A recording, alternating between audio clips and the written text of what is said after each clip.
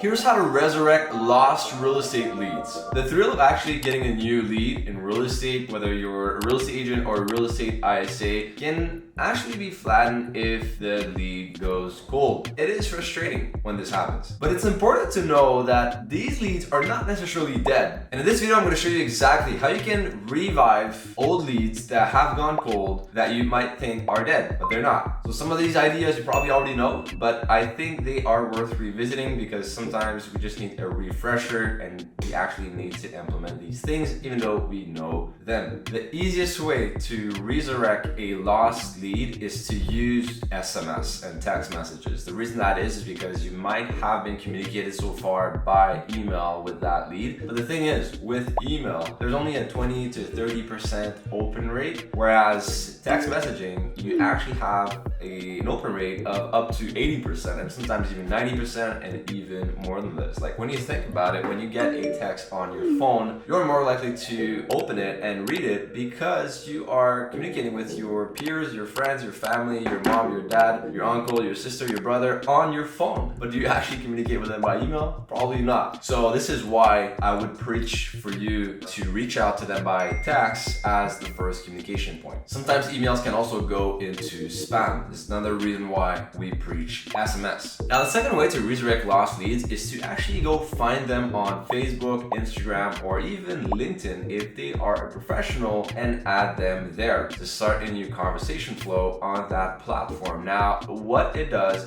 two things. The first thing is it shows that you've actually done the research on them and that you actually give a you-know-what about them because you took the time to research them if they were online and add them. The second thing it does is compared to text messaging, yes, the open rate is great on text messaging, but on Facebook or Instagram, for example, it'll be even higher. The reason that is because they will see your face, they'll see your profile picture, they'll see your professional, they'll see your brand, and it builds more trust. Whereas if they just receive a text from you, they just see the text and they don't see necessarily your picture or anything like that, and there's no trust really being built. The other way to actually resurrect leads is to have a nurturing sequence for leads, depending on the action that they took. So if that was a lead that came from one of your advertising funnels online, but you weren't able to reach that lead, you should put them in a sequence of SMS and emails, giving them value and reasons why they should reach back out to you when the timing is right to sell or buy a real estate property. And yes, I just said a real estate property, but if they want to buy or sell real estate. You can also have another sequence if you are able to reach them, but they're not necessarily ready right now. Maybe they say potentially you think of buying in 6 months or in a year, or potentially 2 years. You want to have a different sequence for this kind of leads because they are in a different mindset and they need to be communicated in a different way, a different messaging compared to someone who was not even able to reach them in the first place. For example, one thing that we put in place in our company that really helped is having one piece of content being sent out for the first 30 days for the people that are not necessarily ready right now. And then after the first 30 days, it's an email or a text every 2 days or 3 days so that we keep being in front of them and like we're just steering the pot, you know.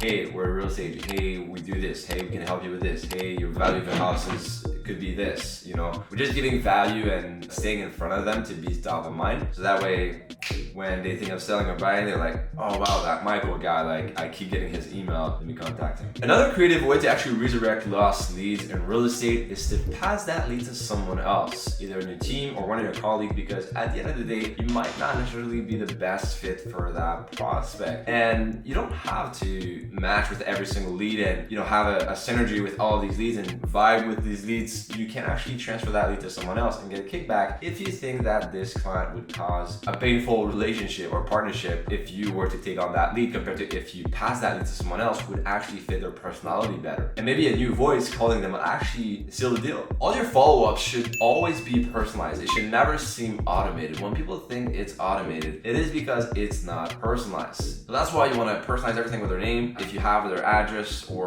where they live exactly, you want to use that or use their goal. goals. Maybe their goal is to buy a bigger home. They told you that in the past, so why not use this when you follow up by text on Facebook or over the phone? That way they know that you're not just reading a script or doing copy and paste, or sometimes even people will think that it's a bot chatting with them if it's not personalized enough. Another creative way to actually resurrect leads is to invite them to a local event where there's no commitment from their end. It's just a way to see them, and also it's just a subtle reminder basically that you are a real estate agent and you are inviting them to this event. No pressure at all, but at the end of the day they'll still think about their project of selling or buying, and obviously they will attach this, the feeling of buying or selling their property to you because they'll be at the event with you specifically. So it's a nice gesture, and it's also a great way to stay top of mind.